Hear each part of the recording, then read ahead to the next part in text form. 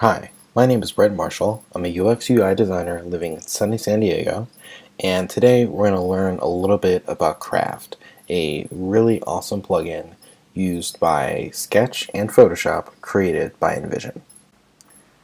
Today we're going to learn a little bit more about Craft. We're going to learn what Craft is, how we're able to get Craft, how you would use Craft, and what's next? What's on the horizon for Craft?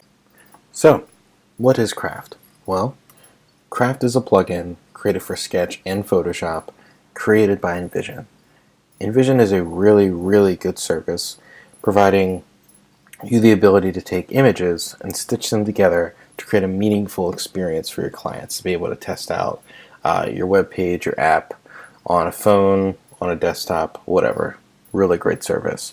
Now, they created this plugin so that you can use it for real data, be able to duplicate content really easy, create the easiest style guide you will ever create in your entire life, as well as being able to take images and place them in really flawlessly using services such as Unsplash, your own Dropbox folder, or even any image you find on the internet through a really cool web view that Craft supplies you with. So really great stuff. And the last thing is something they haven't come out with just yet. It's actually in beta right now for a few lucky people that can actually get a beta key. Sadly, I was not able to get a beta key. But anyway, something we'll talk about a little bit later in the video is just what you can do with the new prototyping feature that should be coming out later on this year. So, how do you get a copy of Craft? Is it difficult? No, not at all. All you have to do is go to InVisionApp.com/craft, click on the download plugins button. It's going to download a file called craftinstallers.zip. You're going to want to go ahead, click on that once it's done downloading. You're going to open that up and double tap on the app icon. That icon's going to go in your toolbar, and then from there it's going to ask you, hey, do you want to install Sketch and or Photoshop? So for this scenario, you're just going to install it for Sketch. I personally have it installed for Sketch and Photoshop because I use them both on a daily basis. But quite honestly, I've never actually used it for Photoshop. It seems like their focus at InVision for Craft is on Sketch. There are several features that are available for Sketch that aren't available for Photoshop currently. That could be coming later, or it could just be a limitation of Photoshop. So for this lesson, you're just going to want to have it at least installed for Sketch.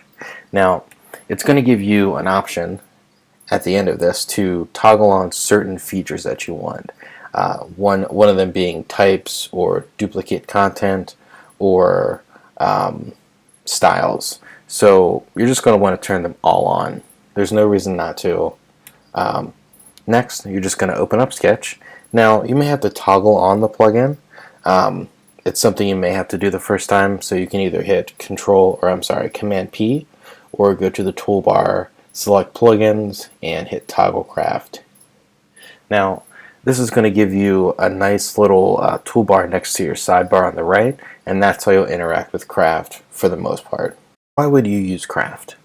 Well, you can quickly grab high-quality placeholder images from, like I said, Unsplash or Dropbox folder, or even the internet, any website that you can think of. You can go there, do a special click command, and you'll be able to have that image directly in your Sketch file. A couple of clicks, no problem. One of the really cool things about this placeholder feature is that with Unsplash, you have several categories that you can choose from. You can say, I want a portrait or a city image or a picture of nature or an animal, whatever. There are several categories. It'll give you a really nice random image, but at least within the realm that you're designing for. Another thing that's available with this plugin is being able to have many placeholder data sets. So what do I mean by that? Well, I mean being able to choose between headlines, dates, names, all of the above, and several other data sets that come with it. You can also create your own data sets. So say you had this scenario where you were creating an app where you can search presidents. So instead of painstakingly thinking of, okay, well, I need to use this president, and this president in this view of your app, you can say, okay, well, go on Wikipedia or something, and there's probably a list where you can just copy it and get all the presidents, and then you could paste them directly in Sketch, and from that point forward, you'll have this list of presidents to where if you need to enter a president's name, it's just one click away, and you'll get a random president. Really cool. And one of the really important pieces of this is being able to keep your designs honest, flexible, and durable. And what I mean by that is we've all been there where we take a design and we set the type just right, we get the kerning right where we want it, and we say, okay, as long as someone enters at least 2 lines, but no more than 2 lines, this design is going to look great. And that rarely happens, right? Anybody who has ever designed for a client knows that as soon as you say it needs to be 2 lines, they're going to put in 2 words or 15 words, and it'll be 6 lines. Now, that isn't great, and ideally we would have some sort of limit on how many characters you can do, but even that isn't really safe. So what we need to do is make our designs more flexible, be able to handle those edge cases that you have there. That's what companies like Facebook and Twitter do, right? They have checks and balances set up so that even if you put in the worst content you can, it's still going to look somewhat appealing. And we really need to adopt that, and this craft plugin allows you to start to do that. So you're going to be able to place in content at random, and you're not going to know how many characters or how many lines it's going to be until it's showing in your app. So you'll see firsthand, oh wow, this looks really bad at 4 lines.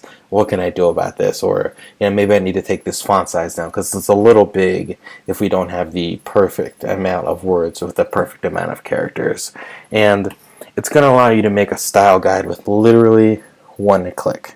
And all of this really allows you to speed up your workflow, and that's going to save you a ton of time, make you a more effective designer, get stuff done a lot quicker.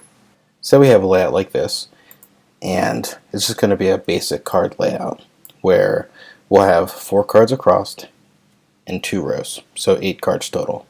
So what we'll do first is click inside of this box, and we're going to put a photo in there. So we want it to be a nice photo, and normally for something like this you would have to go to Unsplash directly or a Dropbox folder that you have and put in a placeholder image. It's not the most painstaking thing to do, but it does take a little bit extra time. So this is going to cut that into 1/10 of that. This is going to be really great. So just going to choose Unsplash, and let's see, let's choose city and place that photo. There we go.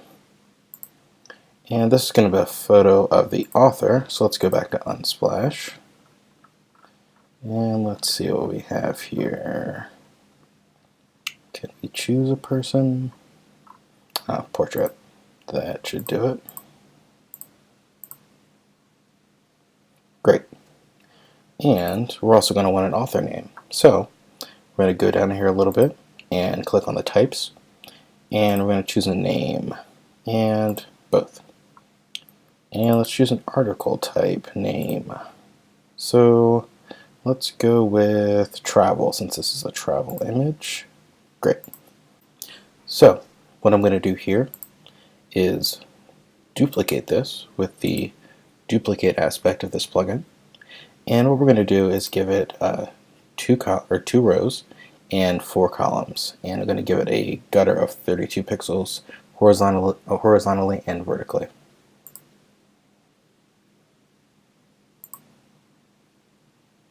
Great.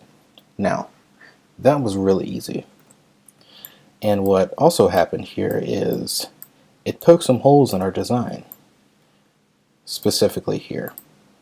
So this is just a really quick example of showing how the craft plugin can really show you some of the brittle parts of your design and how you can sort of fix it. So in this example, it wouldn't really be that big of a deal because most of the time this is going to be set to auto height when it comes to web development. So it wouldn't be set to a specific height, but there'd be a specific padding in between the bottom of the text and the bottom of the white box. So in this situation, we could just expand it a little bit and we'd be all right. It would just keep us more informed when, say this had to be a fixed height, and then we would say, okay, well, maybe we need to make this type a little bit smaller and work with the content team to make sure that there is a certain character length on this title so that we don't run into this issue. So what else can this craft plugin do? It can make a really nice style guide for you in about one click. This is really awesome. Check this out. So we're going to choose document. This is used if you have a team, or say you have reusable components that you use for several projects. You could actually import sort of like a bootstrap sort of situation where maybe you have predefined buttons, accordions, breadcrumbs, that sort of thing. But for this, we're going to use the document toggle, and it's going to create the style sheet. See? Really fast. So it gives us our color palette, the fonts we've used, and a brief summary of how we use those fonts. This is really helpful for developers in being able to see exactly what you have really quickly. And say we have this scenario where I had another color, right? And it was close to this blue, but just slightly off. What could we do about this? Well, we'll sync these styles. It'll bring us back to here, and we'll say, oh, well, now we have 4 colors instead of 3. So say I don't want this color, and I just want to have this color. What I can do is select this color, take the eyedrop, and select that color. And when I go to sync styles, it goes through the entire document and switches the previous color with the color you see now. And if I go back here, you'll see that. And this was that piece before that was a slightly different color blue. I really hope you enjoyed learning about craft today. One of the things you might want to do is to go on the InVision website, so InVision app/craft, and learn a little bit more about what this plugin has to offer.